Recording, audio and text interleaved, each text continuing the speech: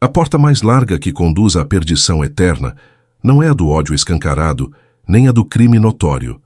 É a porta da indiferença. É a frieza da alma que conhece a verdade, mas não se move por ela, que professa a fé, mas não se decide por ela. A Mãe de Deus, em Fátima, revelou de forma solene e trágica o motivo pelo qual inúmeras almas não chegam ao céu. As suas palavras, gravadas no coração da Igreja, são um diagnóstico preciso e um alarme divino.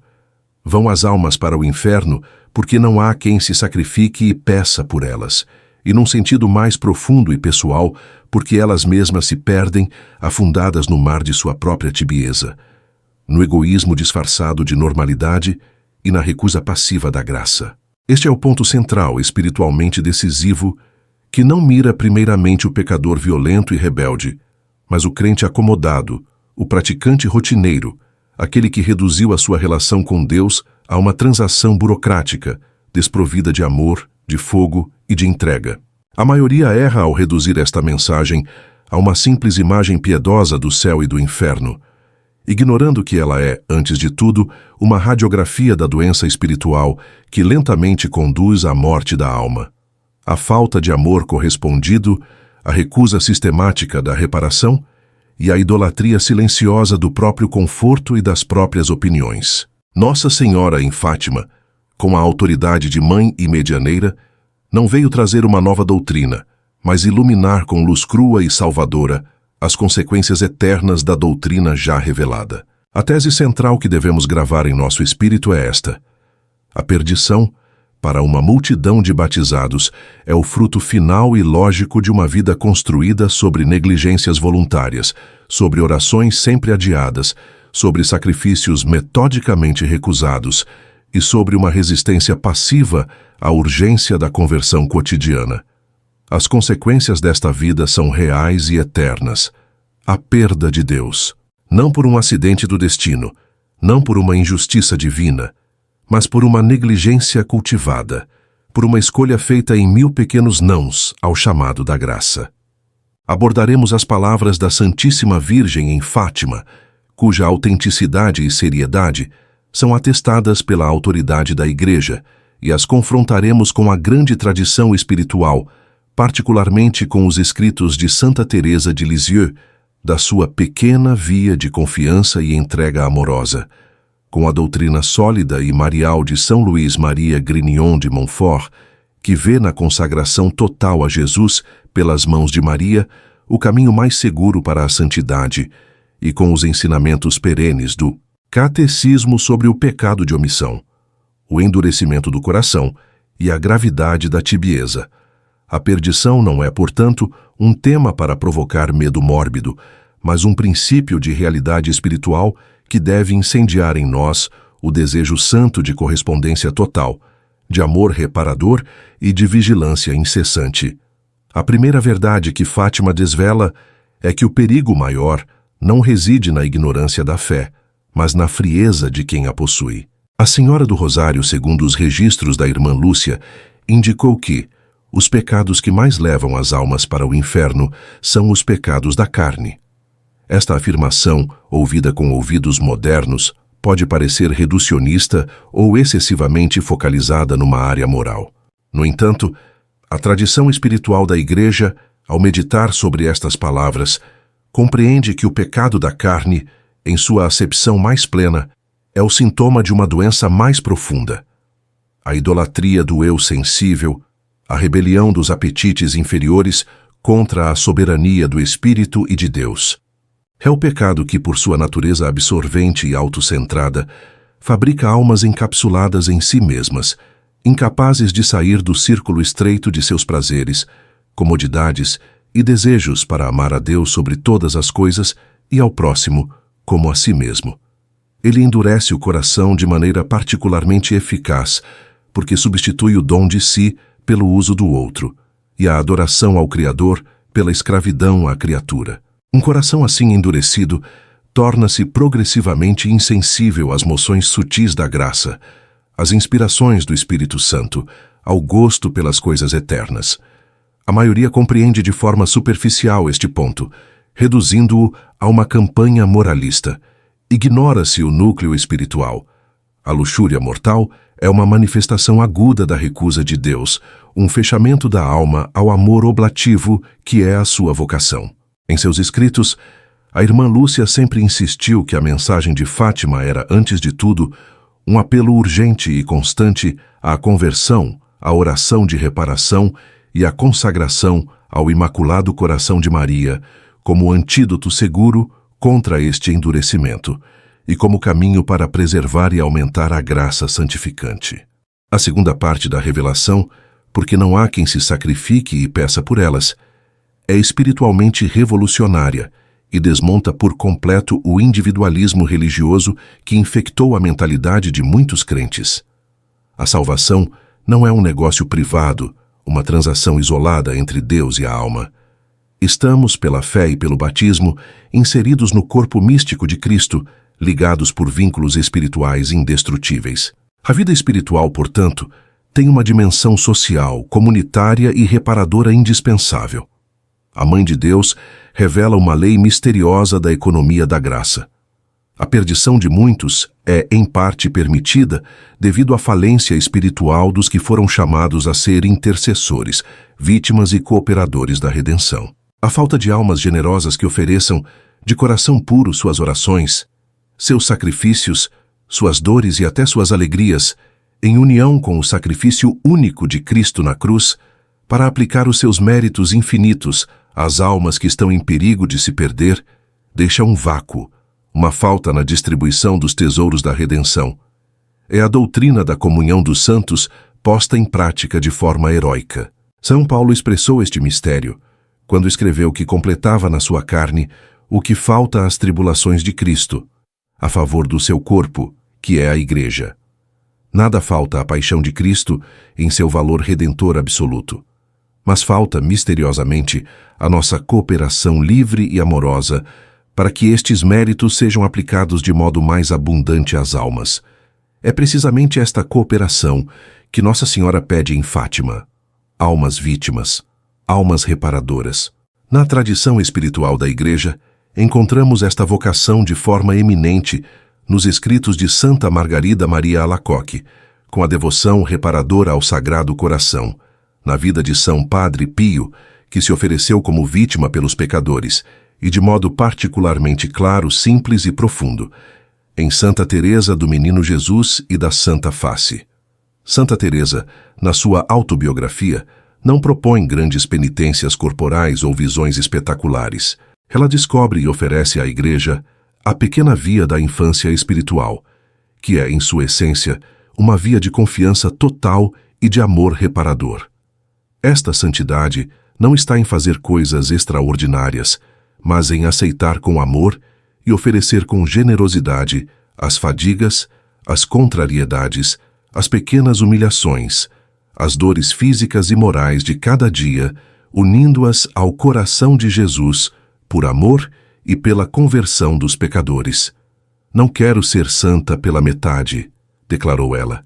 O seu sacrifício ao amor misericordioso é a entrega total de si mesma como holocausto, para que o amor divino, tão frequentemente rejeitado pelos indiferentes e pelos pecadores, encontre nela um canal livre, uma alma que não lhe resiste, um coração que o ama por aqueles que não o amam. No cotidiano do Carmelo de Lisieux, isso se traduzia em ações de uma simplicidade heróica: aceitar com sorriso interior o atrito com uma irmã de caráter difícil, realizar com perfeição amorosa as tarefas mais humildes, como varrer um corredor ou lavar a louça, nunca se queixar do cansaço ou da doença, rezar fervorosamente pelos missionários e, sobretudo, pelos pecadores mais endurecidos. Os efeitos espirituais desta prática, descritos por ela mesma, são a conquista de uma paz profunda que nada pode turvar, uma alegria sobrenatural que não depende das circunstâncias, um coração dilatado por uma caridade que abraça o mundo inteiro e, finalmente, uma certeza inabalável de ser um instrumento precioso nas mãos de Deus para salvar almas.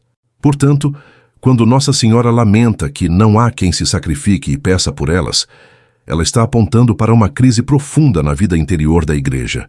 a escassez de almas que abracem com seriedade e perseverança esta vocação universal ao amor reparador. A consequência espiritual real é dupla e terrível. Por um lado, as almas que estão à beira do abismo ficam sem o auxílio das graças urgentes que poderiam receber por meio desta intercessão oferecida. Por outro lado, aqueles que são chamados a este caminho, mas se negam por comodidade ou falta de fé, estagnam na mediocridade espiritual, tornam-se estéreis e correm eles mesmos o risco gravíssimo de se tornarem tíbios, aqueles que o próprio Cristo, no Apocalipse, afirma que o enojam e que serão vomitados de sua boca. Este processo de perdição raramente é um evento súbito. A teologia espiritual, com os doutores como São João da Cruz e Santa Teresa d'Ávila, descreve minuciosamente a ascensão da alma a Deus através das purificações passivas. A mensagem de Fátima, em consonância sombria mas necessária, descreve a descensão da alma para longe dele. É um processo de erosão, lento e quase imperceptível. A maioria não acorda um dia decidida a rejeitar Deus. A alma vai se perdendo aos poucos, degrau a degrau. O ensinamento central aqui é o da negligência voluntária. Tudo começa com pequenas omissões, justificadas por uma aparente falta de tempo ou por um cansaço compreensível. A oração mental é reduzida, depois suprimida. O exame de consciência noturno é abandonado. A leitura espiritual é substituída por entretenimento vazio. Segue-se a diminuição da frequência e do fervor na recepção dos sacramentos. A confissão torna-se rara e superficial. A comunhão recebe-se por hábito, sem preparação nem ação de graças. Os pecados veniais, especialmente os de língua, de crítica, de impaciência, são cometidos sem qualquer arrependimento sério, tornam-se habituais. A alma se acostuma a viver com um ruído de fundo constante que a separa de Deus. A sensibilidade espiritual, que antes era delicada, se embota. O pecado já não horroriza, a virtude já não atrai. Segundo os escritos de São Luís Maria Grignon de Montfort, em seu Tratado da Verdadeira Devoção à Santíssima Virgem, a devoção a Maria é o antídoto infalível contra esta tibieza progressiva. Ele a chama de o meio seguro para ir a Jesus Cristo. Por quê? Porque Maria é a criatura que mais perfeitamente e sem reserva correspondeu a toda a moção da graça. Consagrar-se a ela é entregar-lhe todas as nossas ações, orações, sofrimentos e méritos, para que ela os purifique de todo apego próprio, os aumente com seu mérito de mãe e os apresente a Jesus de maneira aceitável.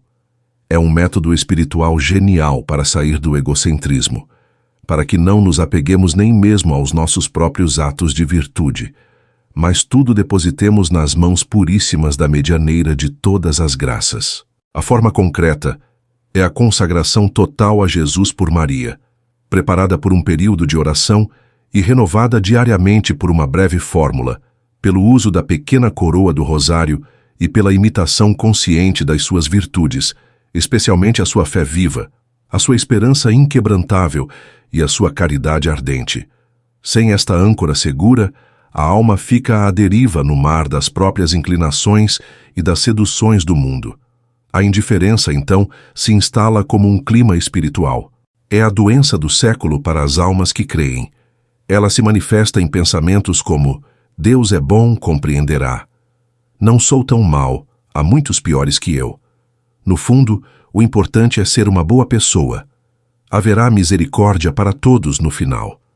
Este último pensamento é particularmente insidioso e perigoso, pois corrompe a própria verdade da misericórdia divina. A divina misericórdia, revelada a Santa Faustina Kowalska, é um apelo urgente à confiança, mas é inseparável de um apelo igualmente urgente à conversão. A grande festa da misericórdia é precedida pela novena que pede insistentemente a conversão de grupos específicos de almas, e o próprio Jesus, nas revelações a Santa Faustina, descreve as almas tíbias e indiferentes como causando-lhe repugnância no amargo cálice da paixão. A misericórdia pressupõe o arrependimento, o desejo de mudança, o coração contrito e humilhado. A indiferença, ao presumir a misericórdia sem conversão, transforma a graça em licença, fecha o coração à ação transformadora do Espírito Santo e prepara a alma para uma rejeição final. Os efeitos espirituais desta progressiva indiferença são devastadores. A perda do sentido do pecado, que é um dom do Espírito Santo, a incapacidade de distinguir com clareza o bem do mal, pois a consciência está obscurecida. Um julgamento moral cada vez mais relativo e acomodado ao espírito do mundo. E, finalmente, a morte em estado de pecado mortal não arrependido.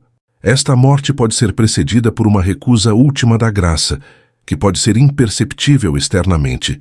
Um pensamento de orgulho, um apego final a uma criatura, um último não interior a Deus, mas que é decisiva espiritualmente. A alma, ao longo da vida, foi dizendo não em coisas pequenas. Na hora derradeira, o não já está cravado no seu caráter espiritual. A indiferença tornou-se uma segunda natureza. Face a este diagnóstico grave, a Santíssima Virgem em Fátima não se limitou a apontar o perigo. Como mãe solícita e médica sapientíssima, prescreveu o remédio com precisão cirúrgica e materna. São 3 práticas principais, intimamente ligadas entre si, que constituem um plano de vida espiritual completo. Um caminho seguro para afastar a alma da indiferença, curá-la da tibieza e arraigá-la no amor de Deus. A primeira e fundamental é a oração do rosário diário. Rezem o terço todos os dias. Não é uma sugestão piedosa entre outras. É uma ordem materna, um mandamento de salvação para os nossos tempos. Segundo os testemunhos dos pastorinhos, era a insistência constante da Senhora, repetida em cada aparição. A tradição espiritual da Igreja, através do magistério de numerosos papas, vê no rosário uma arma poderosa contra o mal, uma síntese do Evangelho e uma escola de contemplação. O rosário de Fátima não é uma repetição mecânica de fórmulas. É uma oração meditada. A própria Virgem pediu que se meditasse os mistérios. É nesta meditação amorosa dos acontecimentos da vida, paixão, morte e glorificação de Jesus e Maria, que a alma se aquece, se instrui, se conforma a Cristo e aprende a amar com o coração dele. A cada Ave Maria, contemplando um aspecto específico da redenção, a humildade da anunciação, a caridade da visitação, o sofrimento da flagelação, a glória da ressurreição, a alma recebe graças específicas para combater os vícios opostos e crescer nas virtudes correspondentes. O rosário diário é a barreira prática e eficaz contra o esquecimento de Deus no turbilhão das atividades e preocupações mundanas. É o antídoto diário contra a distração espiritual crônica. A forma concreta de vivê-lo, seguindo o espírito de Fátima, é dedicar 15 a 20 minutos por dia, em família ou em solidão, à recitação pausada e atenta, fazendo um esforço sincero para fixar a mente e o coração num aspecto do mistério contemplado, oferecendo cada dezena por uma intenção particular. Os efeitos prometidos e comprovados por inúmeras almas são a paz interior, a paz do mundo. Depende, segundo Nossa Senhora, desta oração, o fortalecimento da fé contra os erros, a obtenção de graças poderosas para a conversão própria e alheia, e uma proteção especial contra as tentações do demônio, que teme terrivelmente esta oração. A segunda prática, mais específica e reparadora, é a devoção dos 5 primeiros sábados. Este pedido, feito na aparição de dezembro de 1925, em Pontevedra, a irmã Lúcia, é diretamente voltado para curar as feridas da indiferença e do pecado contra o Imaculado Coração. A Mãe de Deus pede que, durante 5 meses consecutivos, no primeiro sábado, a pessoa cumpra 4 condições. Confesse-se, podendo ser dentro de um período de 8 dias antes ou depois, desde que com a intenção explícita de reparar. Receba a Sagrada Comunhão. Reze um terço e medite durante 15 minutos sobre um ou mais mistérios do Rosário. Tudo isto deve ser feito com a intenção específica de reparar as ofensas cometidas contra o seu Imaculado Coração, ofensas que ela enumerou como sendo principalmente as blasfêmias contra a sua Imaculada Conceição e a sua virgindade perpétua. e a indiferença e os pecados de ingratidão das almas por ela conduzidas a Jesus. A fundamentação teológica deste pedido é de uma profundidade abissal. Ofender o coração imaculado de Maria, que é o modelo e a obra-prima da graça divina, o santuário do Espírito Santo, significa desprezar a própria obra do Espírito Santo na história da salvação, significa rejeitar ou menosprezar a mãe que o próprio Deus, na pessoa de Jesus, nos deu do alto da cruz. A indiferença para com Maria é, frequentemente, o sintoma mais claro de uma indiferença mais profunda para com Deus e para as coisas sagradas. Esta devoção reparadora mensal tem o poder de reanimar o amor filial, de reordenar a alma para o seu fim sobrenatural, através do coração daquela que é a escrava do Senhor, em perfeita correspondência, e de aplicar à alma, de modo especialíssimo, graças poderosíssimas de conversão, de perseverança na virtude, e, sobretudo, da graça da perseverança final. É um exercício mensal de revisão de vida e de reconsagração. Um choque salutar contra a rotina espiritual, um encontro marcado com a mãe para curar as feridas que nós mesmos e o mundo causamos ao seu coração. A terceira prática, que é o contexto e o ápice de todas as outras, é a consagração ao Imaculado Coração de Maria. Em junho de 1917, Nossa Senhora disse de forma solene: Jesus quer estabelecer no mundo a devoção ao meu Imaculado Coração. A quem a abraçar, prometo a salvação. A salvação é prometida não a um ato mágico ou a uma fórmula recitada uma vez, mas àqueles que abraçarem esta devoção, ou seja, que a tomem como regra de vida, como princípio interior que orienta todas as suas ações. A consagração, segundo o modelo proposto por São Luís de Montfort, é a entrega total de si mesmo, corpo e alma, bens interiores e exteriores, orações, ações, sofrimentos e méritos, a Jesus Cristo, pelas mãos de Maria, para pertencer a Ele de modo mais perfeito e irrevogável. É um ato de despojamento espiritual e de enriquecimento divino.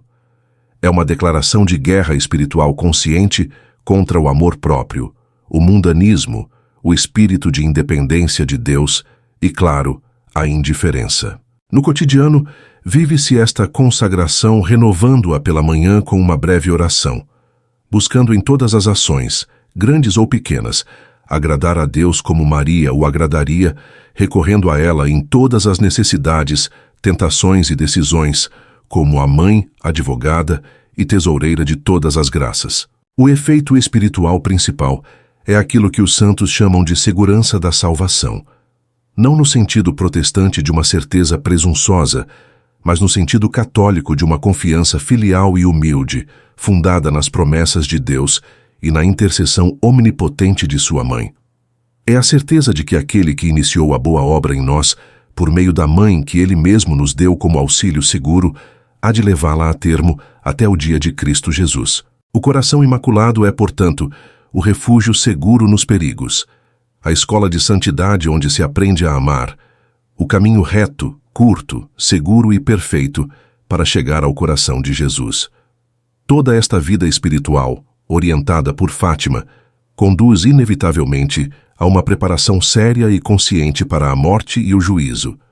O tema da eternidade paira sobre toda a mensagem, desde a visão do inferno até as promessas do céu. As visões mostradas às crianças não são um espetáculo de terror gratuito, mas uma revelação de caridade divina extrema. Deus, através de sua mãe, mostra a realidade terrível da qual quer salvar-nos a todo custo. Preparar-se para a morte não é, portanto, um exercício mórbido, mas o corolário lógico e necessário de uma vida espiritual vivida com seriedade. Se muitas almas se perdem, como Nossa Senhora afirma, é precisamente porque vivem como se nunca fossem morrer, ou como se a morte fosse apenas uma passagem automática e indolor para uma felicidade indistinta, independente das opções feitas em vida. A teologia espiritual ensina que a arte de bem morrer é simplesmente a arte de bem viver. Santa Teresa d'Ávila tinha como uma de suas máximas espirituais mais conhecidas: a lembrança da morte a acompanhava sempre. Não como um peso opressivo, mas como um farol que ilumina o valor infinito do tempo presente, da graça do momento, da oportunidade única de amar e de merecer para a eternidade. Na tradição espiritual da Igreja, práticas como a oferta da manhã, o exame de consciência à noite, a frequência mensal e cuidadosa ao sacramento da confissão, a recepção devota e amorosa da Eucaristia, são todos atos que, cumulativamente, preparam a alma para o encontro definitivo com o seu juiz e Salvador. Especificamente, a devoção ao Imaculado Coração de Maria leva a alma a desejar ardentemente que sua última batida do coração e seu último suspiro se deem em estado de graça santificante, de preferência fortalecida pelos sacramentos, e sob o amparo direto da Mãe das Dores, que esteve ao pé da cruz e que agora, como Mãe da Igreja, assiste cada um de seus filhos na hora derradeira.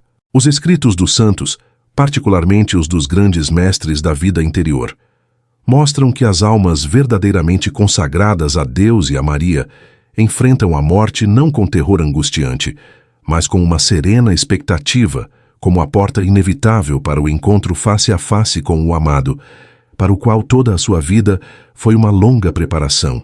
Este é o efeito espiritual supremo de uma vida vivida, longe da indiferença e da tibieza. A paz inabalável na hora da morte, a certeza interior de ter lutado o bom combate, de ter guardado a fé e a esperança, não presunçosa, mas humilde e robusta, fundada na misericórdia infinita de Deus e na intercessão poderosa daquela que é invocada, com razão, como advogada nossa e porta do céu. Portanto, a revelação de Nossa Senhora em Fátima sobre a perdição das almas é, em sua essência, um chamado grave, amoroso e urgente à seriedade da vida cristã. Ela desmascara o mito moderno da salvação automática, indolor e universalista. Ela aponta, com dedo materno e trêmulo, para os abismos que nós mesmos cavamos com os nossos pecados, sobretudo com o pecado da carne que escraviza e com o veneno da indiferença que anestesia. Ela denuncia a falta de amor reparador, a crise da intercessão generosa, a fuga do sacrifício. Mas, com igual clareza e força, oferece o remédio integral, simples e ao alcance de todos. A oração diária, meditada e perseverante do Santo Rosário, a devoção reparadora e mensal dos primeiros sábados e a consagração total e confiante ao seu Imaculado Coração, através da qual nos ligamos de modo indissolúvel ao coração redentor de Jesus. A maioria das pessoas erra ao ver Fátima como uma mensagem do passado, como um acontecimento histórico encerrado em si mesmo, ou como um conjunto de promessas quase mágicas para obter favores. Não. Fátima é um projeto de vida espiritual para o cristão do século XXI que vive imerso em uma cultura global que cultiva a indiferença religiosa como uma virtude cívica e o hedonismo como um ideal de vida. A consequência de ignorar ou menosprezar esta mensagem não é apenas um risco teórico ou uma falta de devoção marial. É, segundo as palavras da própria Mãe de Deus, o risco real, trágico e eterno da perdição da alma, fruto não de um destino cego, mas de uma vida que, conhecendo a porta estreita, escolheu por omissão, tibieza e apego ao próprio eu, percorrer a larga e espaçosa estrada que conduz à ruína. Que esta meditação não sirva para causar um medo paralisante, mas para despertar em cada coração um santo temor de Deus, que é o princípio da sabedoria, e um desejo ardente, generoso e decidido de abraçar, com a simplicidade dos pastorinhos e com a grandeza dos santos, o caminho seguro que o céu nos ofereceu, neste tempo de confusão e perigo, através das mãos daquela que é, ao mesmo tempo, a Mãe de Deus e nossa Mãe. A salvação é uma luta, uma corrida, um combate espiritual incessante. E nesta batalha decisiva, temos na Santíssima Virgem Maria a nossa Generalíssima vitoriosa, e no Rosário, na Eucaristia, na confissão e na oferta reparadora, as armas infalíveis que ela mesma, vinda do céu, nos entregou. Cabe a cada um de nós, com a graça de Deus, pegar estas armas e lutar, não apenas pela nossa salvação, mas pela salvação daqueles que, indiferentes, se perdem por falta de quem lhes estenda a mão através do sacrifício e da oração.